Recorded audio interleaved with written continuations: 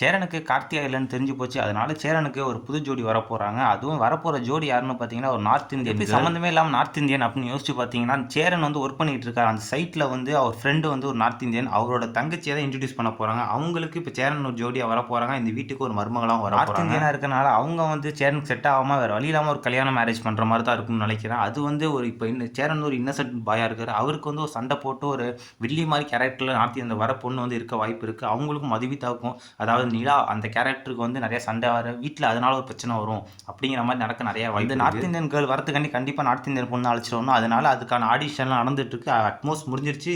கூடிய சீக்கிரத்தில் அவங்க இன்ட்ரடியூஸ் பண்ண போறாங்க. இந்த மாதிரி ஒரு இன்னசென்ட்டான ஒரு பையனுக்கு ஒரு வில்லி கேரக்டர் வரது வந்து ஏற்கனவே நடந்திருக்கு. நம்ம எதில் பார்த்தோம், பாண்டியன் ஸ்டோர்ஸ் அந்த சீரியலில் பார்த்துருக்கோம். பழனி அந்த கேரக்டருக்கு வந்து அவங்களோட மனைவி வந்து ரொம்ப எதிர்பாராத விதமாக நல்ல கேரக்டராக இருப்பாங்கன்னு எதிர்பார்த்தோம். ஆனால் வில்லியாக வந்து அமைஞ்சிட்டாங்க. அதே மாதிரி இதுவும் அமைய வாய்ப்பு இருக்குது.